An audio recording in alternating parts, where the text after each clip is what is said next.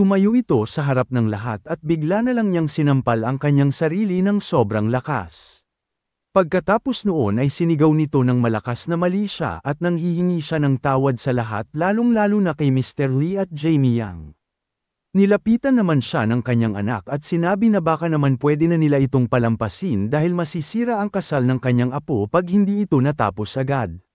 Tumingin naman si Elder Song sa ating bida at sinabi na ito ang magsasabi kung ayos na ba ang ginawa ni Zhao Manji o hindi. Naglakad ito ng dahan-dahan papunta sa babae at sinabi sa elder ng Song family na ayos na yun sa kanya. Yumuko ito para makita ng maayos ang siraulo at sinabing mas maganda siya sa kanyang mga palabas kesa sa personal. Pasalamat daw siya dahil hindi ito pumapatol sa mga babae dahil kung hindi ay hindi nito alam kung ano na ang nagawa nito sa kanya. Hindi naman na sumagot si Zhao Manji sa ating bida dahil natatakot ito kasi sigurado na siya na mas makapangyarihan pa ito kesa kay Song Shikshong. Sinabi ni Lee sa mga nandoon na ang araw na yon ay para kay Song Ziwen kaya hindi na niya pahahabain pa ang gulo at aalis na lang doon. Pipigilan pa sana siya ng elder pero tuloy-tuloy lang silang umalis ni Yang papunta sa pintuan. Dahil doon ay sinabi nito sa kanyang anak na kailangan niyang tawagan ang Rong family dahil kailangan niya itong makausap agad. Mabilis naman itong sumunod sa kanyang tatay at sinabing siya mismo ang pupunta doon para mas mapabilis ang kanilang meeting. Bago umalis ay bigla naman itong napalingon sa kanyang gilid at nakita ang hindi makilalang Zhao Minji. Sinabi nito sa babae na merong kapalit ang lahat ng ginagawa ng isang tao lalo nang kung madaming nakakita dito. Sinabi sa kanya ni Song Yaoro na hindi na siya pwedeng makita kasama ang kahit na sino sa Song family at pwede na daw siyang umalis doon ngayon. Habang nasa loob ng taxi ay nanghihingi pa rin ng tawad si Yang sa ating bida. Sinabi nito na hindi naman talaga niya sinasadya ang nangyari at kinailangan patuloy nilang umalis agad dahil sa kanya. Sinabi naman ni Lee na hindi yun dahil doon at hindi rin siya kailangang mainggit sa mga celebrities dahil sinasanla nila ang kanilang kaluluwa para sa pera at kasikatan. Mukha daw itong mga perpekto sa labas pero wala daw silang kalayaan dahil hindi nila pwedeng suwayin ang utos ng mga nakakataas sa kanila. Kailangan daw niyang matuto na huwag mainggit at huwag maliit ang tingin sa sarili lalo na kung kasama niya ang ating bida. Makalipas lang ang ilang sandali ay tumigil na ang taxi sa harap ng bahay ng ating bida kaya bumaba na ang dalawa. Bago pumasok ay bigla namang napatigil si Yang dahil meron siyang nakita sa kabilang bahay. Kitang-kita doon na hirap na si Miss Zhu sa kanyang ginagawa dahil hindi daw siya tinulungan ng mga delivery boy na ipasok ang kanyang mga gamit sa kanila. Habang tinitignan ng babae ay inisip ng ating bida ang mga balita tungkol sa kanya na galing daw ito sa pamilya ng mga scholar at nagkaroon ito ng fixed marriage sa hindi niya kilalang lalaki. Nanggaling ang lahat ng balitang iyon kay Yang at naalala pa nito na sinabi ng babae sa kanya na ang napangasawa nito ay merong malubhang sakit at hindi na daw magtatagal ang buhay. Bigla namang naglakad papunta doon si Lee at sinabi kay Yang na mauna na muna siya sa loob dahil tutulungan na muna niya ang kanyang kapitbahay. Habang sinusubukang buhatin ang mga kahon ay biglang narinig ng babae na merong tumawag sa kanya kaya napalingon ito sa direksyon na iyon. Agad nagpakilala sa kanya ang ating bida at sinabing ang kanyang pangalan ay Chen Li, ang bago niyang kapitbahay na kakalipat lang sa kabilang bahay. Nagpakilala din sa kanya ang babae at sinabing siya si Zhu Zuqing at sinabing alam niya na merong lumipat malapit sa kanila pero hindi daw siya nito napuntahan agad dahil marami pa siyang ginagawa. Habang buhat-buhat ang mabibigat na kahon ay tinanong ni Lee kung bakit naman mag-isa niyang pinapasok ang mga iyon sa kanilang bahay.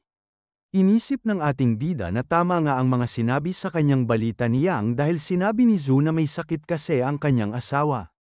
Wala rin daw silang katulong doon kaya wala siyang choice kundi ang gawin yon ng mag-isa. Nung hindi ito nakatingin ay tinignan ng ating bida ang kanyang status at nakitang meron pa siyang mahigit 50 years na oras. Inisip nito na sayang naman ang babae dahil mukhang magiging byuda ito ng maaga at ng mahabang panahon. Pagkadating nila sa tapat ng bahay ng babae ay nagpasalamat agad ito kay Lee sa kanyang tulong. Sinabi din nito na kung wala siyang gagawin ay pwede muna silang magtsaa sa loob ng kanyang bahay. Pero, bago pa ito makasagot ay narinig agad nila ang malubhang ubo ng asawa ni Zhu. Napansin naman ni Lee na nag-iba agad ang itsura ng babae kaya sinabi nito na pwede naman nila itong gawin sa ibang araw. Pagkatapos noon ay umalis na ang ating bida pabalik sa kanyang bahay pagkatapos nilang magsabi ng paalam sa isa't isa. Habang naglalakad ay narinig nito na tumunog ang kanyang cellphone at sinabing kanina pa niya hinihintay ang tawag na iyon. Pagpindot nito ng answer ay nagpakilala agad si Song Yaoro at tinanong kung pwede ba silang makipagkita ng kanyang tatay kay Mr. Lee. Wala naman daw itong problema sa kanya kaya sinabi nito na pwede silang magkita bukas ng umaga. Mabilis naman ang lumipas ang maraming oras at makikita natin na sumikat na ang araw sa lugar nila Lee. Lumabas na din sa kanila ang kanyang kapitbahay na si Zhu at halatang nakabihis ito ng maganda para umalis. Habang papunta sa kanyang kotse ay nagulat ito dahil nakita nito ang ating bida na lumabas din sa kanila. Binati niya ito ng good morning kaya binati din siya ni Lee pabalik. Habang pumapasok ng kanyang kotse ay tinanong nito ang ating bida kung papunta ba ito sa kanyang trabaho dahil formal ang kanyang suot. Pumunta ito sa katabing kotse ng babae at sinabing tama siya dahil meron siyang kikitaing customer ngayon. Bike pala ang sinakyan nito ang nakangiting sinabi kay Miss Zhu na maganda din ang kanyang suot at magkita na lang ulit sila sa susunod. Natawa naman doon ang babae at inisip na meron talagang kakaiba sa kapitbahay niyang si Lee. Makalipas ang ilang sandali ay dumating na ang ating bida sa opisina ng Eternal Club para sa kanyang meeting. Sandali lang ang hinintay nito dahil makalipas lang ang ilang minuto ay makikita nating bumababa na din doon ang elder ng Song family. Tumingin ito sa harap ng bahay at sinabing ito pala ang Eternal Club na sinabi sa kanya ng elder ng Rong family. Hindi naman mapakali ang kanyang anak sa likod kaya sinabi nito sa kanyang tatay na kailangan muna nilang magpapasok ng iba para makasigurado silang ligtas doon. Hindi naman pumayag doon ang matanda dahil pinaalala niya ang sinabi sa kanya ng Rong family na kahit na anong mangyari ay magtiwala lang sila kay Mr. Lee. Nagulat naman ang mga ito dahil bigla na lang silang tinanong ni Feng Hao kung sila ba ang Song family. Nung sumagot sila ng oo ay sinabi nito na sumunod sila sa kanya dahil hinihintay na sila ng time merchant. Nagmadali naman ang mga ito para pumasok pero nung dumaan na ang kanilang bodyguard ay hinarang niya agad ito. Sinabi daw sa kanya ng ating bida na ang elder lang ng Song family at ang kanyang anak ang pwedeng pumasok sa loob. Nagulat naman doon ang lalaki dahil naramdaman daw nito ang kanyang lakas nung hinawakan siya nito. Madiing sinabi sa kanila ni Feng Hao na yun ang rule sa kanilang lugar kaya kung ayaw nila itong sundin ay pwede na silang umalis. Agad namang sinabi ni Song Shikshong sa kanilang bodyguard na maghintay na lang sa kanilang kotse dahil sila lang ng kanyang anak ang papasok. Dahil doon ay pumasok na sila sa loob ng mansyon para pumunta sa office ng time merchant. Agad namang napansin ni Song Yaoro na katumbas daw siguro ng isang maliit na city ang bahay na yun kaya nagtaka ito kung kay Mr. Lee din ba ito. Bigla namang nagsalita si Feng Hao at sinabing mas mabuti daw kung hindi nila pagdududahan ang kanyang master. Magpasalamat na lang daw sila dahil kahit sobrang busy ng ating bida ay pumayag pa rin itong makipagkita sa kanila. Makalipas ang ilang minuto ay dumating na rin sila doon at makikita natin na nakatayo lang naghihintay sa kanila si Mr. Lee. Agad namang nanghingi ng tawad sa kanya ang elder ng Song family dahil medyo na late daw sila. Hindi naman agad sumagot ang ating bida dahil ginamit muna nito ang kanyang kapangyarihan para ipakita sa kanila ang natitirang oras ng matanda. Sakto lang daw sila ng pagdating dahil meron pa naman siyang natitirang mga oras. Lumapit sa kanya ang elder at sinabing handa na daw silang bilhin ang 1 taon niyang oras. Dahil doon ay nilabas na nito ang kanyang orasan at sinabing kung ganun, mag-uumpisa na sila. Nung pinindot ito ng time merchant ay agad naramdaman ng matanda ang kanyang kapangyarihan.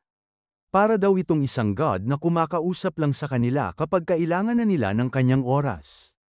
Hindi naman na ito nagsayang pa ng panahon at sinabi sa kanyang anak na ibigay na nito kay Mr. Lee ang dala nilang papel. Nakasulat dito na ang kinita nila sa taong yun ay halos 1.2 billion yuan kaya ang kanyang matatanggap ay halos 240 million yuan. Nung pumayag na ang dalawang kampo sa napagkasunduang presyo para sa 1 taon ay nilabas na ng ating bida ang kontrata para mapirmahan na agad ito ni Elder Song. Hindi naman na ito nagsayang pa ng sandali dahil mabilis na niyang nilagay ang kanyang pirma doon. Pagkatapos noon ay makikita nating mabilis nang pumasok sa kanyang katawan ang oras na galing sa time merchant. Pagtapos nito ay dahan-dahan itong bumagsak kaya sinalo siya ng kanyang anak. Tinanong nito ang ating bida kung ano ang nangyari at kung bakit walang malay ang kanyang tatay. Hindi naman siya sinagot nito at nakangiti lang sinabi na tapos na ang kanilang transaction. Pagkatapos noon ay nagulat na lang ang anak dahil mabilis na tumayo sa kanyang kamay ang kanyang tatay. Hinawakan nito ang kanyang dibdib at sinabing wala na ang sakit at kirot malapit sa kanyang puso. Tumingin ang dalawang ito sa ating bida dahil hindi pa rin sila makapaniwala at inisip kung isa ba talaga itong God.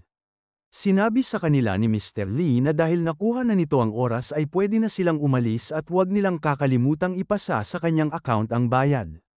Dahil doon ay bigla na lang pumasok sa loob si Feng Hao at sinabing sumunod na lang ulit sila sa kanya palabas. Pagdating sa harap ay sinabi ng mga ito kay Feng na mauuna na daw sila at pakisabi na lang ulit sa time merchant na maraming salamat. Nung pumasok na sa loob ang lalaki ay tinanong ni Song Yaoro kung ayos na ba talaga ang pakiramdam ng kanyang tatay. Sinabi nito na ayos na talaga siya pero hindi pa rin siya makapaniwala na merong ganang klase ng tao sa mundong ito. Nawala na ang lahat ng sakit sa kanyang katawan at yun daw siguro ang sinabi sa kanya ni Elder Rong na Miracle of Time. Sinabi nito na kailangan nilang bayaran agad si Mr. Lee sa lalong madaling panahon at wag na wag daw nila itong babawasan maski 5. Sinabi din nito na dahil nauna sa kanila ang Rong family at maganda naman ang relasyon nila dito ay kailangan nilang makipagtulungan sa kanila sa hinaharap. Bumalik na ang ating storya sa ating bida at habang tinatanggal ang kanyang coat ay sinabi nito na nagkaroon na rin sila ulit ng customer sa wakas. Nung tinanong nito kung nakaalis na ba ang Song family ay sinabi ni Feng Hao na kanina pa at pinabasabi ulit nila na maraming salamat. Habang tinitignan ang kanilang naging deal ay sinabi ng time merchant na dahil doon ay pwede na muna silang mag-relax ng konti sa paghahanap ng customer. Bigla naman itong naalala ang ginagawa ng lalaki kaya tinanong nito kung kamusta na ang kanyang training. Bigla na lang yumuko si Feng Hao at nag-sorry sa kanyang master dahil hindi pa rin daw kasi nito matalo ang kanyang teacher. Alam naman ng ating bida ang lahat ng nangyayari at inisip na masipag itong nag-ensayo ng 10 araw sa lugar na pinapabilis niya ang oras ng 10 times. Kaya, kahit 10 araw pa lang sa totoong oras siya nagsasanay ay 100 araw na ang katumbas noon sa kanilang training room. Halata na daw sa kanya ang mga pagbabago at inisip ni Lee na isa na talaga itong ganap na guard. Tumawa lang doon ang ating bida at tinawag na brother si Feng Hao at sinabing galing sa Special Forces Zhang Xiao kaya hindi nito kailangang magmadali para matalo ito. Nagulat naman doon ang lalaki dahil hindi nito inaasahang kapatid pala ang tingin sa kanya ng kanyang master. Bago umalis ay niyaya nito si Feng Hao para tignan naman kung ano na ang progress ni Robert. Pagkapasok nila sa kanyang kwarto ay makikita natin na merong umiiyak na babae dahil aalis na daw ang kanyang emperor. Doon lang pala yun sa pinapanood ng bata sa kanyang computer at makikita na tuwang-tuwa pa ito dito. Nagulat siya nung bigla na lang nagsalita ang dalawa sa kanyang likod at tinanong kung nakakaistorbo ba sila sa kanya. Ngumiti naman ito sa kanyang boss at tinanong kung ano ang ginagawa nila sa kanyang kwarto. Sinabi ng mga ito na titignan sana nila kung kamusta na ang mga pinapagawa sa kanya ng ating bida pero mukhang busy daw ito kaya pwede naman daw silang bumalik na lang. Sinabi ni Robert na tatawagin naman siya nito pag natapos na niya yun pero dahil nandun na ito ay pwede na daw niya itong ipakita sa kanila. Sinabi nito na 65% na bago matapos ang database ng mga tao sa buong mundo na talentado pero may sakit at 70% done na ang database ng mga mayayamang tao sa buong mundo. Dinagdag pa nito na pinasok niya ang mahigit kalahati ng internet ng mundo para makita ang lahat ng impormasyon na yun. Pinakita sa kanya ni Robert ang pinagpuyatan nitong design sa kanyang database at makikita nating hindi ito nagustuhan ng ating bida. Sinabi nito na alam niya na walang problema sa program na yun pero hindi daw maganda ang ginawa niyang interface. Hindi naman yun pinansin ng bata at sinabi na inayos na din niya ang mga cellphone na ipapamigay sa kanilang mga members. Wala daw ibang makakapasok sa ginawa niyang software dahil pag nawala ng members ang mga ito ay sa pilitan nitong buburahin ang laman ng cellphone pag hindi ito nakasagot sa kanila ng 3 beses. Bigla naman itong pinaupo doon ang kanyang master at sinabing subukan niya ang bago nilang database application. Inisip ng ating bida na dahil sobrang pangit ng ginawang design ni Robert ay kailangan niyang maghanap ng isang genius na designer. Hindi ito makapaniwala dahil kahit meron siyang alam sa programming ay hindi daw nito alam kung paano yun nagawa ni Robert dahil sobrang bilis at sobrang detalyado nito. Tinignan ni Lee ang lahat ng lumabas sa kanyang hinanap at bigla itong napatigil dahil sa isang profile. Ang babaeng ito ay si Tan Yanyu, 28 years old at pinakita dito ang kanyang sakit at ang lahat ng kanyang mga naging award. Binasa itong mabuti ng ating bida at sinabi na nakita na niya ang pangatlo niyang empleyado. Makalipas ang ilang araw ay makikita natin na lumipat muna sa isang ospital ang ating storya. Makikita sa loob nito ang isang babae na kumakanta habang nagtatahi ng isang tela. Hindi naman na ito kinaya ng mga kasama niya sa kwarto at tinanong kung kailangan ba talaga niyang kumanta ng malungkot na kanta araw-araw. Alam naman daw nito na malapit na siyang mamatay pero hindi lang naman daw sa kanya umiikot ang mundo at hindi lang siya ang may sakit doon. Pinagalitan naman ito ng kanyang asawa dahil kailangan na lang daw nila itong pagbigyan dahil hindi naman nila alam ang nararamdaman ng isang batang babae na malapit ng mamatay. Bigla namang dumating doon ang ating bida at nilabas agad nito ang kanyang mahiwagang orasan.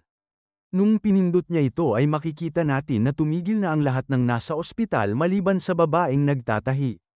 Tinanong ito ng ating bida kung siya ba ang designer na nagngangalang Tan Yanyu.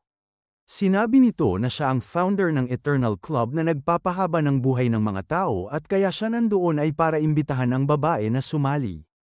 Para maniwala ito ay pinakita ni Lee ang status ni Yanyu sa taas ng kanyang ulo. Tinignan nitong mabuti ng babae pero bigla na lang itong yumuko at sinabing wala siyang pakialam doon. Tinanong naman siya ng time merchant kung hindi ba siya naniniwala at sinabi lang nito na hindi iyon sa ganun. Pinaliwanag ni Yanyu na bahagi lamang ng tadhana ang life and death at dahil sa kanyang sakit ay naramdaman na niya ito parehas. Dahil doon ay wala na daw siyang rason para banggangan at ipagpatuloy pa ang buhay. Ang gusto na lang daw nito ay matapos ang huli niyang project bago siya mawala. Hindi naman makapaniwala ang ating bida sa naging reaksyon nito nung nakita niya ang kanyang status. Hindi daw niya kaparehas ang lahat ng tao na nakakita nito pero alam na daw niya kung ano ang gagawin. Sinabi nito sa babae na hindi siya natakot sa harap ng kamatayan kaya kailangan daw niyang ibahin ang kanyang paraan. Nilabas niya ang kanyang orasan at sinabing tignan natin kung makakatanggi pa siya sa kanyang gagawin. Sinubukan nitong hanapin ang lahat ng tumor cell sa utak ni Yanyu at pinabagal niya ito ng 15 times. Makalipas ang ilang sandali ay natapos na din ito at naramdaman na agad ng babae ang epekto. Paghawak nito sa kanyang ulo ay meron siyang naramdamang kakaiba kaya inalis niya agad ang kanyang sombrero. Bigla na lang tumulo ang kanyang luha nung nakita nito na bumalik na ang kanyang buhok. Agad niya itong hinawakan at nakiusap sa Diyos na wag daw sana itong maging panaginip. Bigla namang nagsalita ang ating bida at sinabi na yun lamang ang isa sa kanyang mga kapangyarihan. Sinabi sa kanya ng babae na binuhos niya ang lahat ng kanyang lakas sa kanyang trabaho pero nung nagkaroon siya ng malubhang sakit ay nawalan na siya ng gana. Nung unti-unti nang nakita sa kanyang katawan ang pagbabago ay hiniling nito na bumilis pa sana ang kanyang sakit. Gusto daw sana nito na ang magandang gawa lang niya at ang magandang itsura lang ang maalala sa kanya ng mga tao. Mabilis itong yumuko sa harap ng time merchant at paulit-ulit na nagpasalamat dahil sa kanyang ginawa. Sasabihin sana sa kanya ni Lee na ayos lang yon dahil ang gusto lang naman nito ay sumali siya sa Eternal Club. Pero, bago pa lang ito matapos na ating bida ay sinabi agad sa kanya ni Yanyu na sasali siya doon at magtatrabaho ng masipag para sa kanya.